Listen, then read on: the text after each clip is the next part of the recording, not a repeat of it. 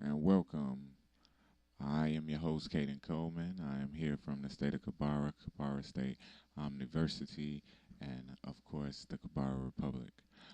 Today, this presentation will be about women's empowerment or cultural destruction, making the difference between uh, women's empowerment and women's rights.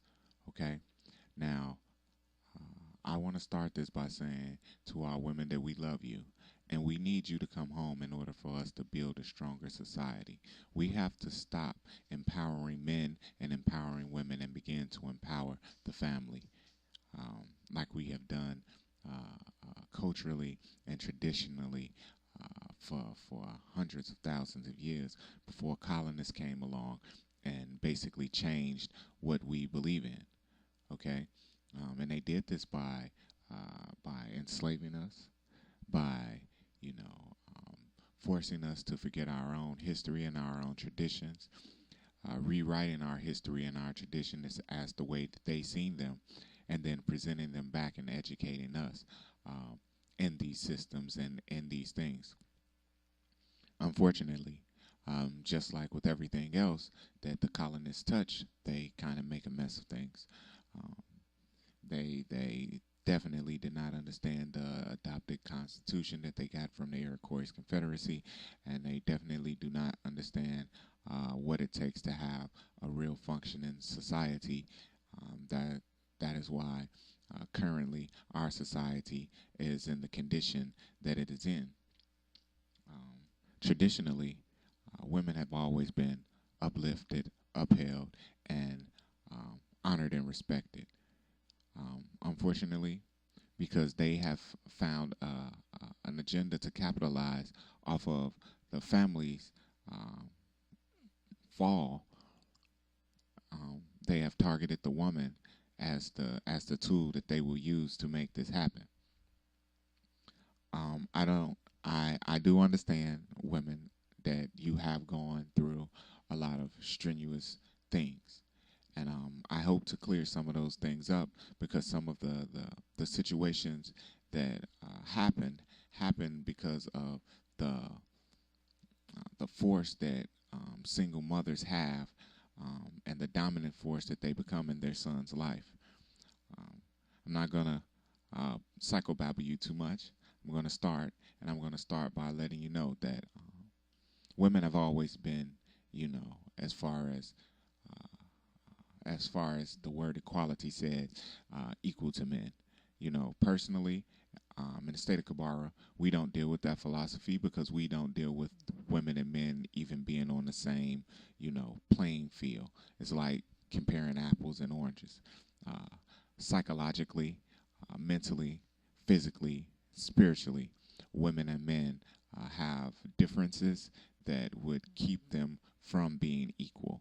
Okay, for example, a woman can have a baby. In my mind, that makes a woman greater than a man.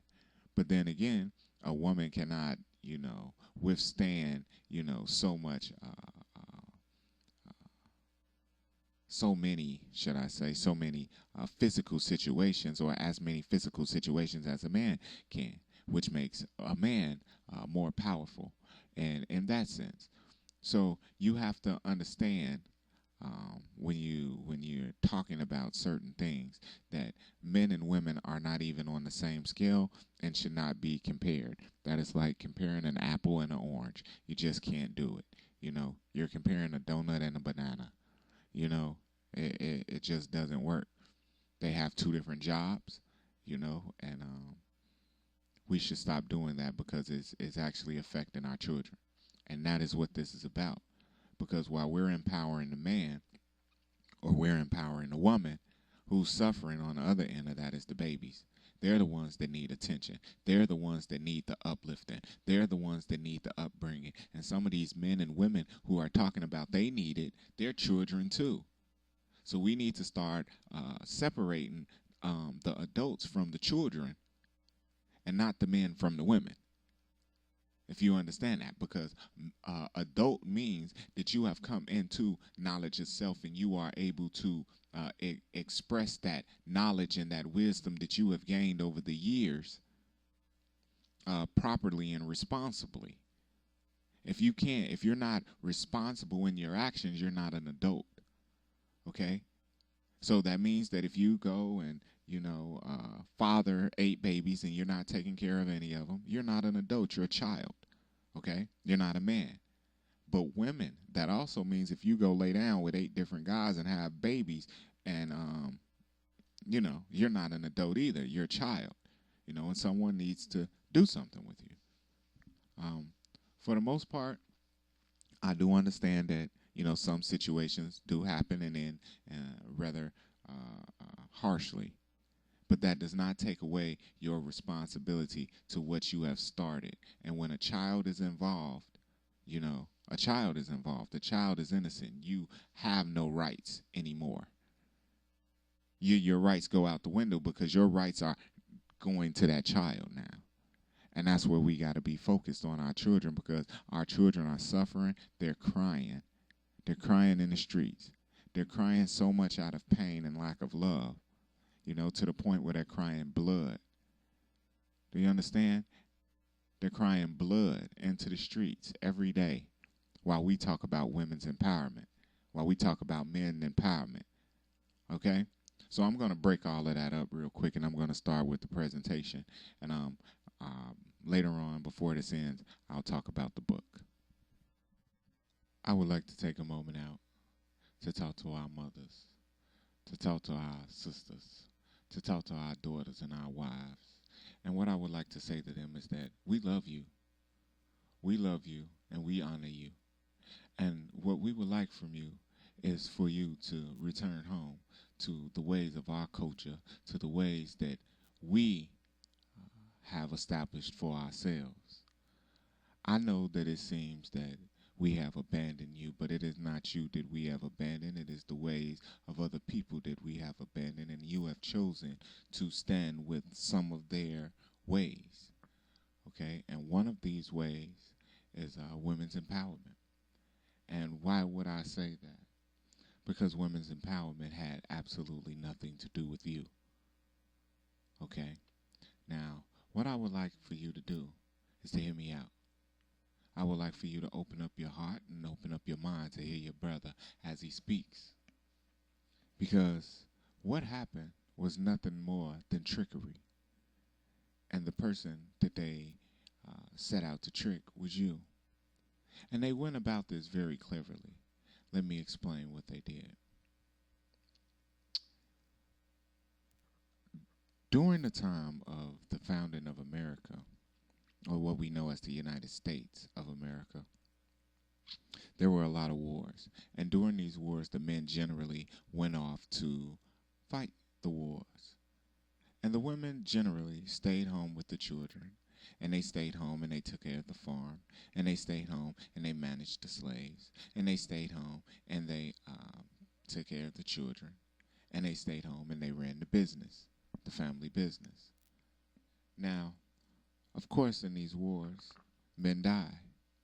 And so when these men died, these women were left with the responsibility, all of these responsibilities on their own. Okay? And being left with these responsibilities, these women were overwhelmed, or so they would have you think. But the truth is not that simple. The truth is these women had no responsibilities. These women had no obligations other than to interfere in things that they just wasn't in. Now, why would I say such a thing? And how is it that I'm overlooking the suffering and the pain that these women went through? Well, I tell you, there was no suffering that these women went through. There was no suffering that these women went through. As a matter of fact, these women did not take care of their children. Let me say that again. These women did not take care of their children. These women did not work in the fields. These women did not manage the family business, and these women did not cook their food. As a matter of fact, these women enslaved other women and got them to cook their food, take care of their children, clean their house. As a matter of fact, these women actually had the audacity to ask these women to stand with them to get rights when they would not stand with these women to get freedom. So this particular group of women, like I said, they had no obligations to do anything. And they had slaves to take care of all of the things that they were supposed to take care of. Well, unfortunately for them, the children who these slave women were raising grew to love and respect the slave woman.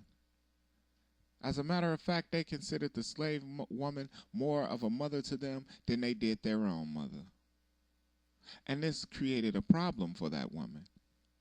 Because sooner or later, those children would grow and they would become the next Congress, the next presidents.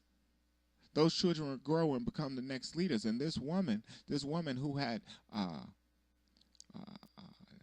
delegated her responsibility off to another woman was now in need of these children who had grown and become the politicians.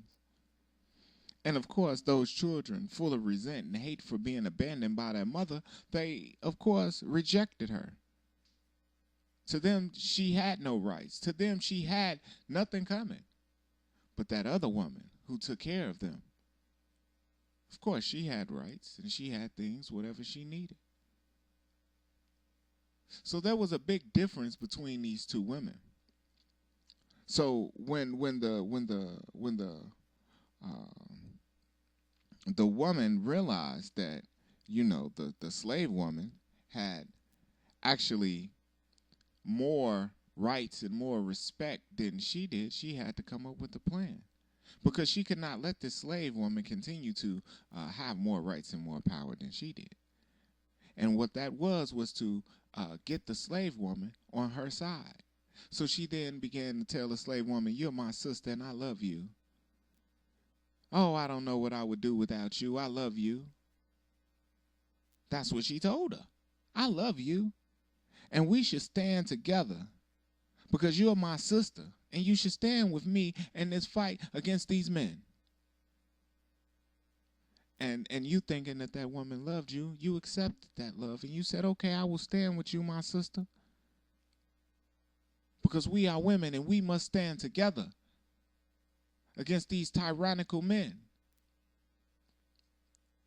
But that same woman did not stand with you to be free. That same woman did not stand with you when it came time for them to come and take your children. That same woman did not stand with you when they were breaking apart your home. Because it was never about women in the first place. It was about her. It was about her doing what she wanted to do when she wanted to do it. That's what it was about.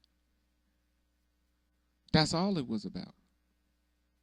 And she needed to get you on her side. So let me fast forward a little bit. And explain that in 1863, the Emancipation Proclamation was signed that freed the slaves. In 1848, the women's suffrage movement began. So even if you were a woman and you had the right to vote, if you were a colored woman, you still didn't have the right to vote. So this women's empowerment thing couldn't have been about empowering women, because the first thing into empowerment, the first step to empowerment of anyone in the form or fashion that they're trying to express to you that it means would be your freedom. It would be your freedom. It wouldn't be your right to vote. So I think that throws that theory that all women should band together out the window. I think that throws that theory out the window, and I think that also proves and shows that the women's suffrage movement only applied to a certain group of women who basically decided to be outlaws.